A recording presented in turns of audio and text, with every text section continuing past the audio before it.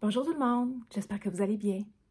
Je voulais vous faire une petite capsule ce matin pour vous exprimer le processus que j'utilise, puis en fait que le programme vous permet aussi de faire pour mieux comprendre vos comportements. Parce qu'en fait, je vous ai expliqué comment les comportements, derrière les comportements, il y avait toujours une raison, que ce soit un comportement alimentaire ou autre.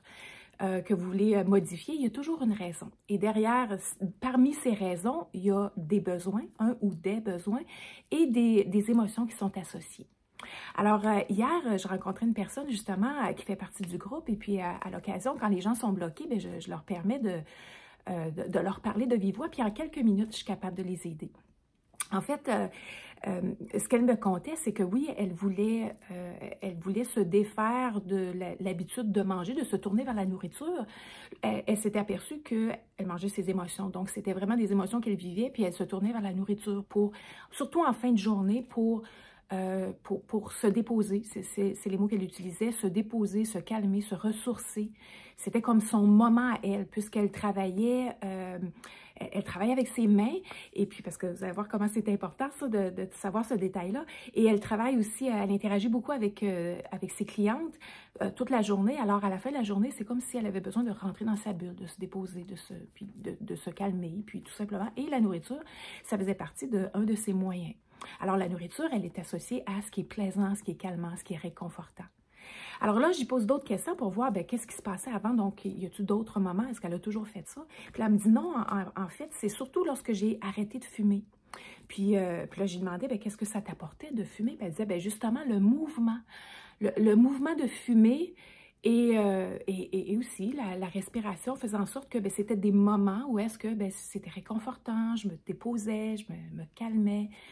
C'était comme une pause.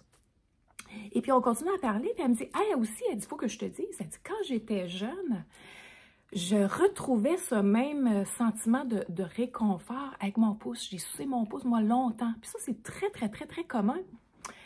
Alors, pour moi, là, j'étais en train d'écrire sur ma feuille et c'était extrêmement visuel ce qui s'est passé dans son comportement, comment elle a développé l'habitude de se réconforter, principalement avec ses mains. Le pouce, fumer, ensuite manger. Parce qu'en plus, elle me disait, comme je vous ai dit, qu'elle travaillait avec ses mains toute la journée, qui était une activité plaisante, elle adorait ce qu'elle faisait. Et en plus, elle me disait, je viens juste de commencer à apprendre le Reiki, comme passe-temps, puis comme formation, puis comme croissance personnelle. Je viens d'apprendre le Reiki.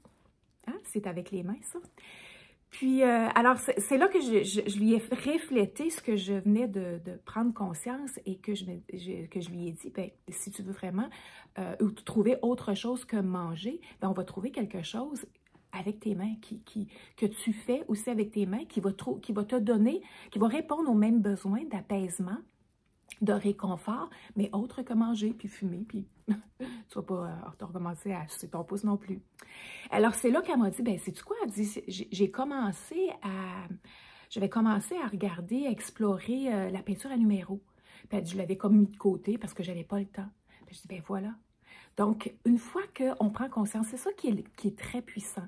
C'est la prise de conscience et la compréhension que notre comportement, on agit d'une certaine façon pour combler des besoins et des émotions. Oui, certains comportements, ce sont tout simplement des habitudes, mais il y a une raison pour laquelle on a développé cette habitude-là. Et c'est lorsqu'on cherche, on va découvrir qu'est-ce qu'il y en est pour nous. C'est la raison pour laquelle le programme vous permet de vous poser les bonnes questions pour que vous puissiez trouver ces découvertes, vous puissiez faire ces découvertes chez vous. Alors, tout simplement, ça a fait du sens pour elle, parce qu'elle s'est dit, oui, donc si c'est surtout le soir, à la fin de ma journée, je vais vraiment trouver une façon.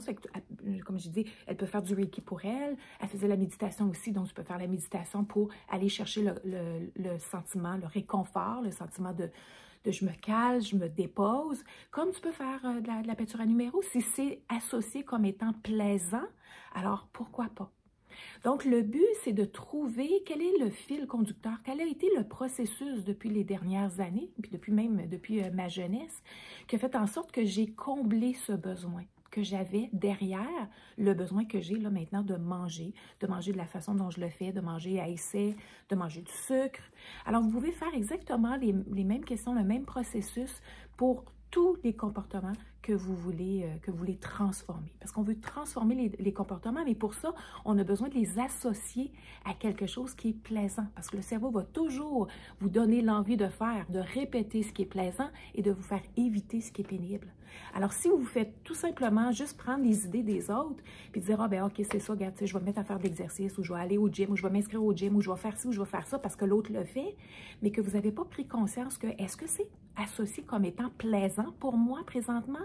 Si la réponse est non, bien, ça va être difficile pour vous de garder cet engagement-là parce que votre cerveau a besoin de faire comme deux choses en même temps, délaisser quelque chose de plaisant, puis en plus de créer quelque chose de plaisant qui est présentement peut-être pénible, comme pour certaines, faire de l'exercice ou faire de l'exercice intensément, c'est pénible.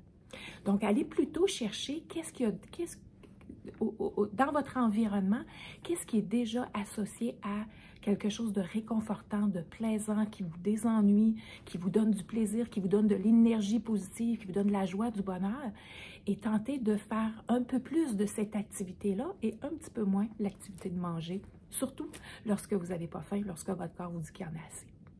Ça fait du sens pour vous? Bien voilà, je vous souhaite une super belle journée.